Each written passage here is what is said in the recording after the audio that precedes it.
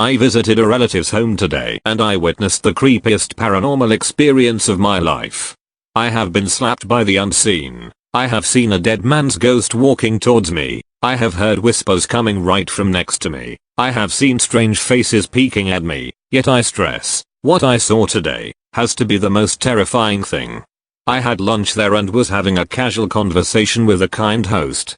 And she said, strange thing happened recently in our home. Do you see these fingerprints and scratches on the wall behind me?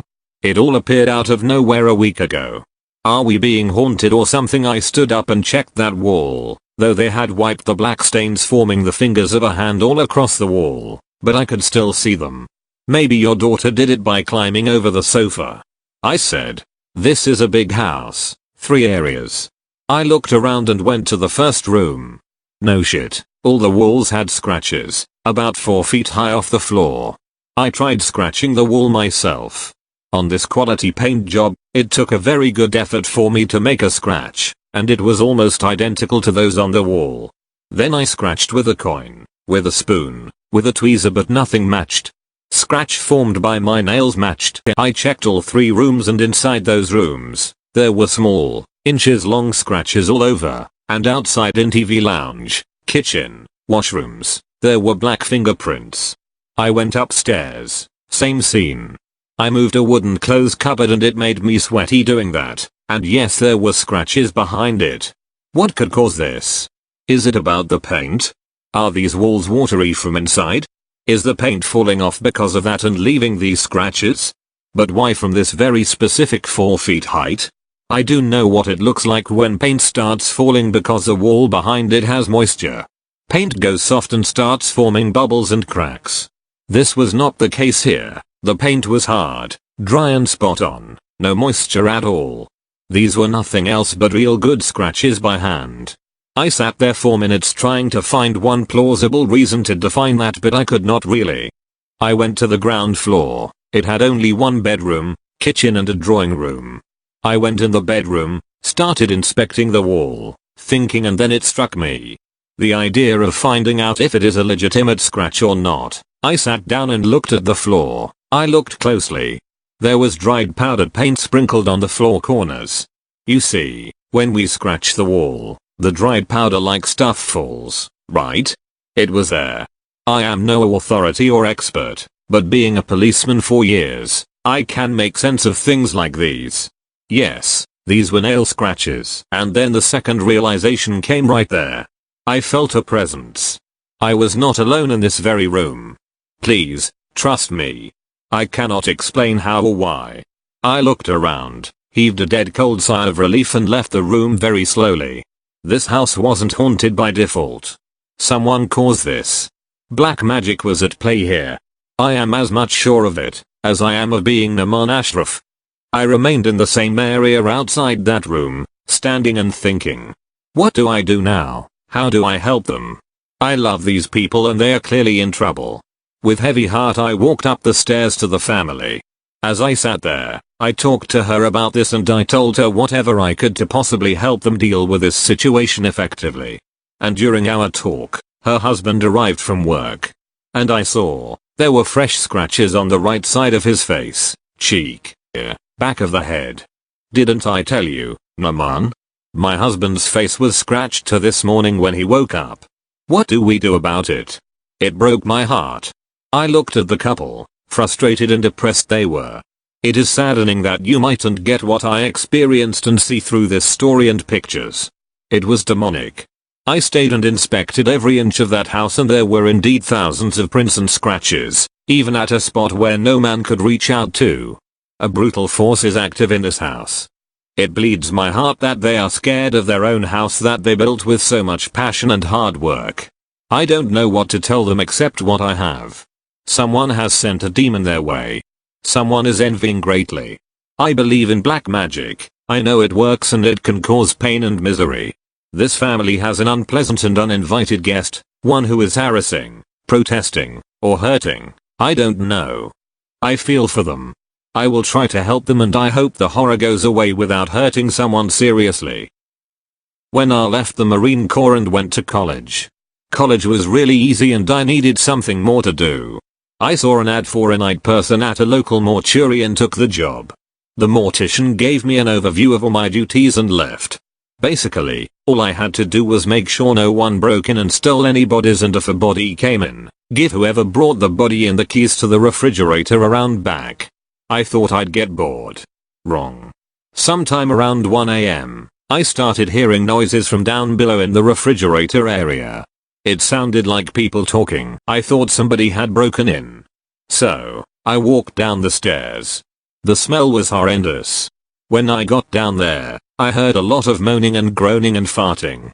I had been around dead bodies in combat, not ever around this side of things. But I knew enough to know that gases built up and are expelled from the body. No big deal, right? Then, this really old man sits bolt upright on his gurney.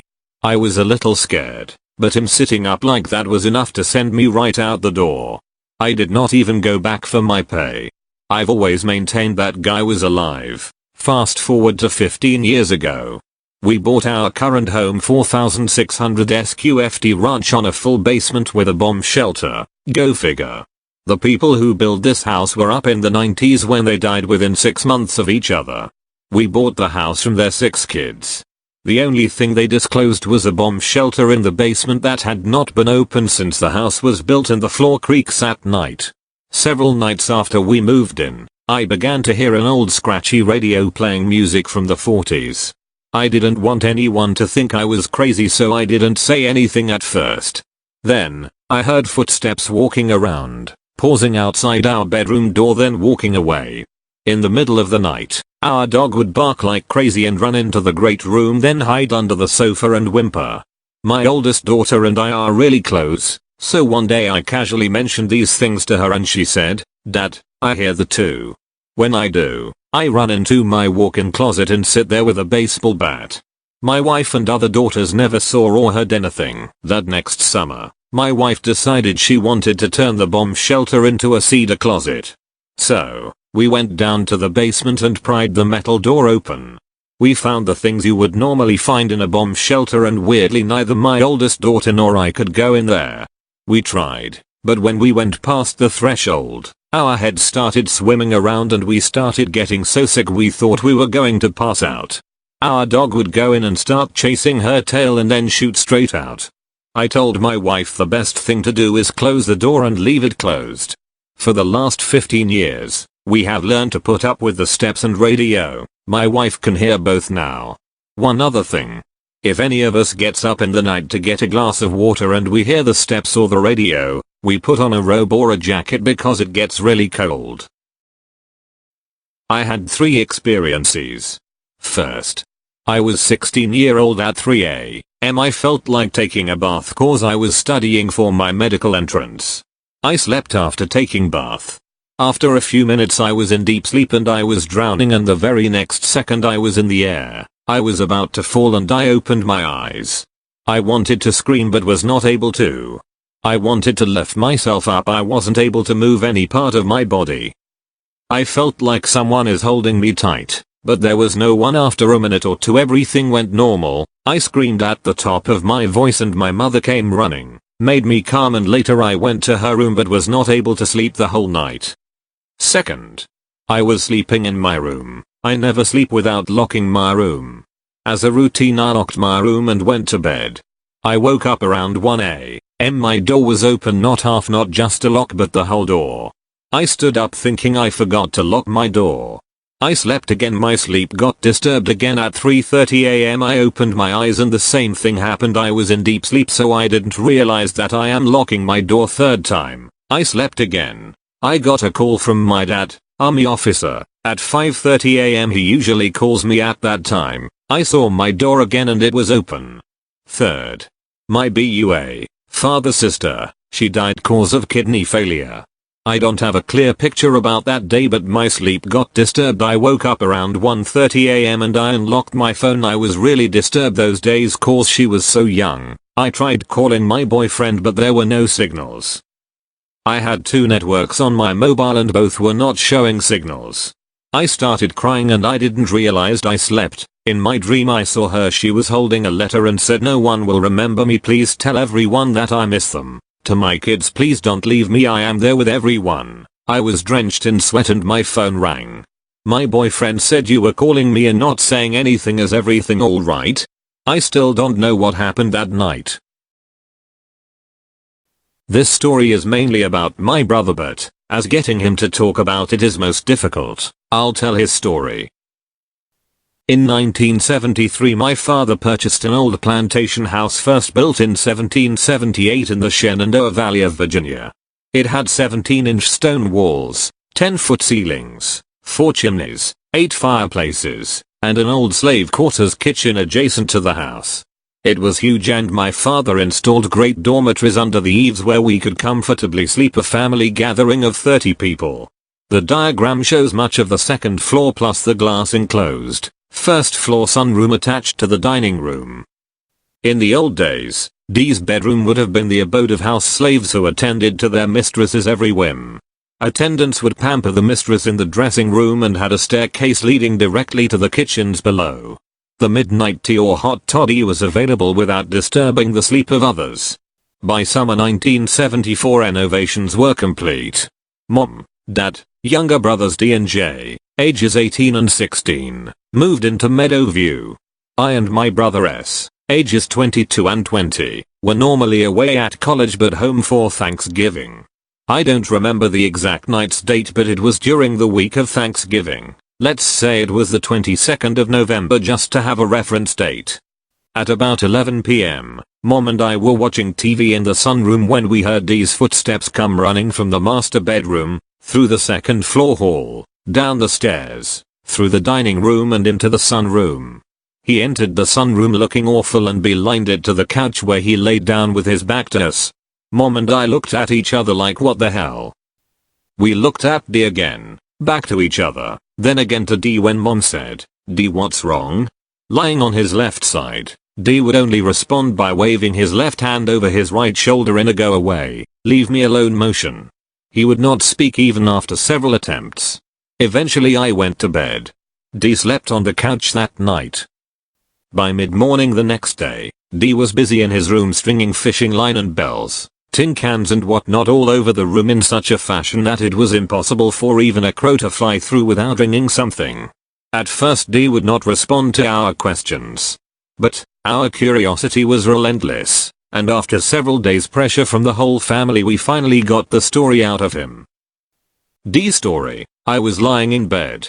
I reached over and turned off the light, turned back and settled on my left side into a half-fetal position. I closed my eyes and about a minute later I felt a presence in the room. I thought it was your ass come to mess with me in your usual, annoying, bothersome, big brother way. As you approached I kept my eyes closed and pretended to be asleep.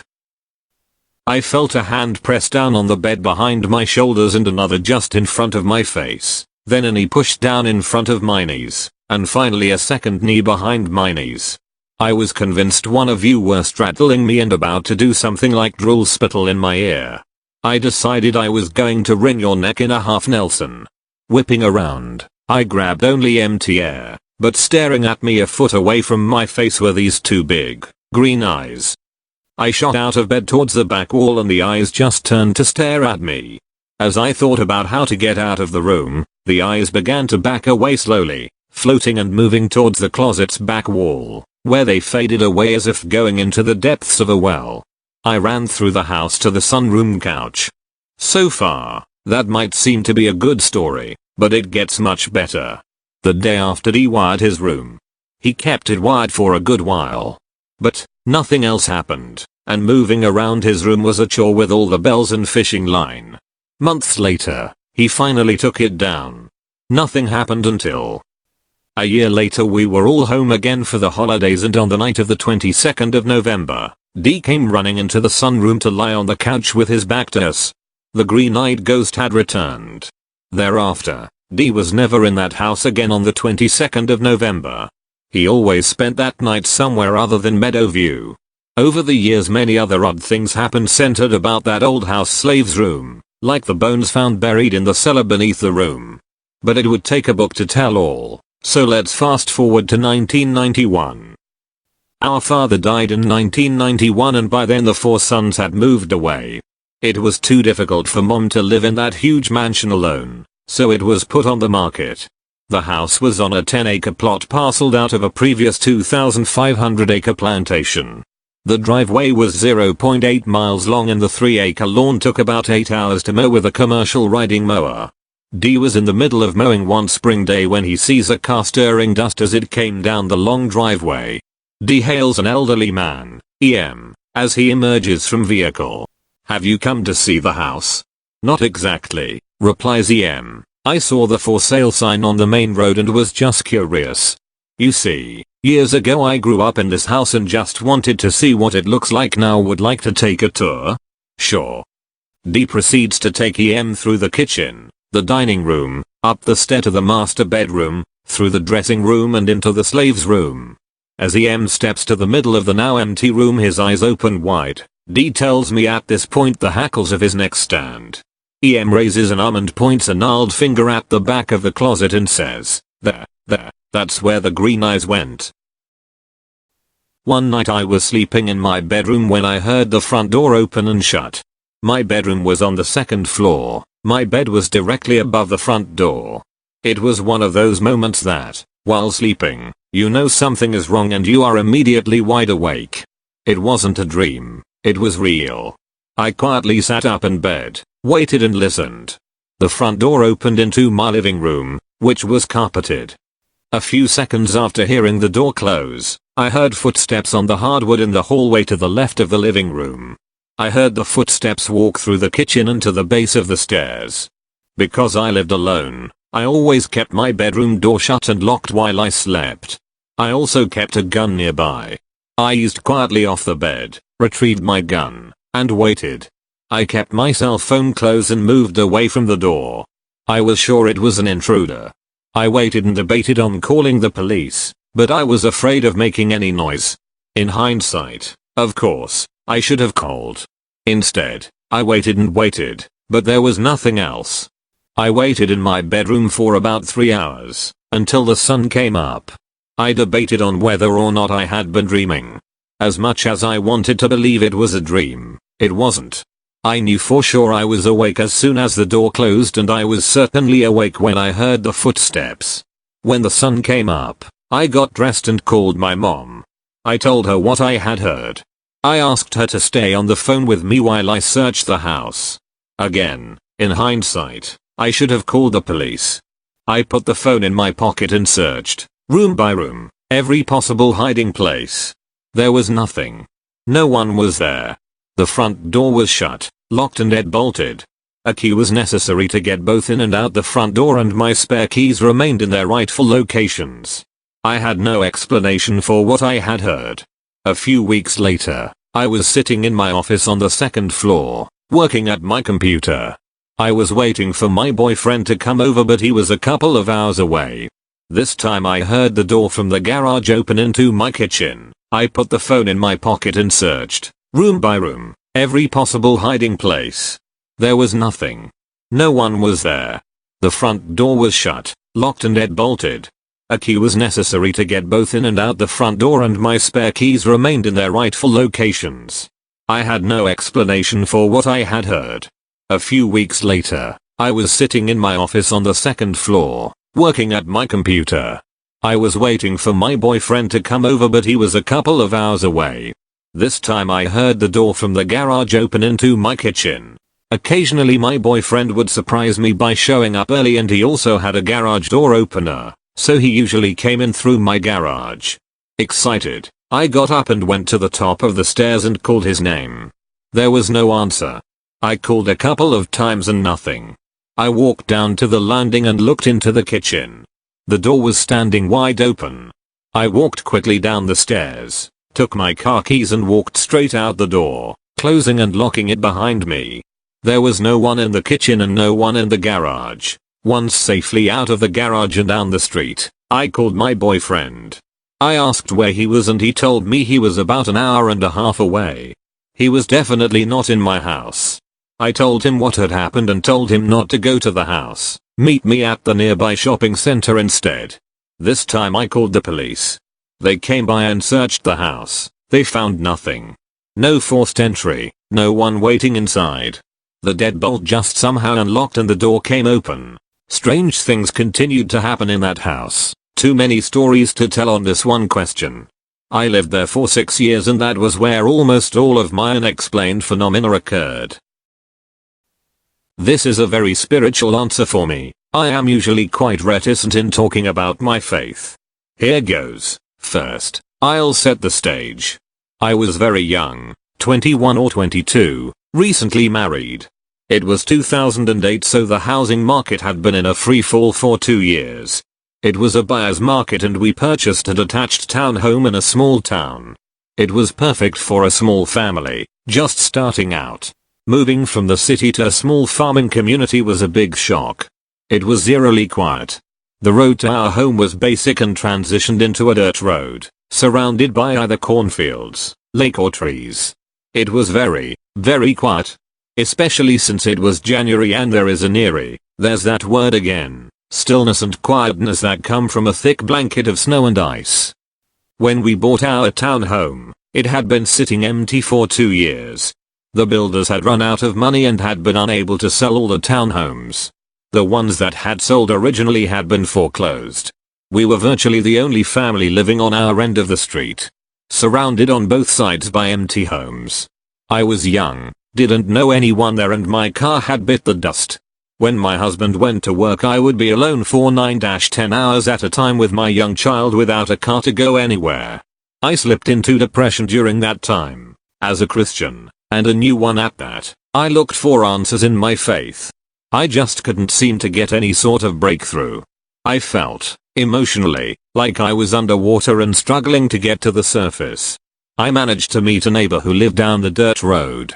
She was a nice, older lady and invited me to her Bible study. I bought the material for study, which was Jesus the One and Only by Beth Moore. One afternoon soon after I was alone in the house. My son was off at his grandma's and my husband was at work. I sat down on my staircase to take advantage of the sunlight streaming in through a large window. I opened up the Bible study and started reading. It's hard to describe what happened as I read, other than that it was like the darkness cleared. The lake of depression lifted and I felt a lightness returning to my heart. I think I may have even shed a few tears. Uncomfortable on the stairs, I headed down to the main level. That's when I heard it. Through the complete stillness, heavy footfalls. The sound of someone large walking upstairs. Impossible since I was alone. I froze with fear. More footsteps. I quietly grabbed my coat, January in Minnesota, and my pink Razor flip phone and waited with bated breath by the front door, ready to run out into the cold if I hear more steps. I didn't. I called my husband and he was on his way home soon after. It took me a good 45 minutes for my heart rate to return to normal. What was walking around in my house? I honest to God think it was a demonic entity. Sent to keep me trapped in that horrible state of depression. I was scared but ultimately emboldened in my faith. Experiences like this, and many others, that have absolutely solidified my faith.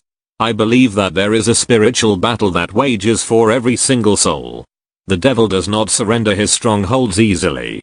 If he can't take you out with depression, he might send a much more frontal attack or manifestation. I've experienced this in different ways, but this experience was by far the most frightening.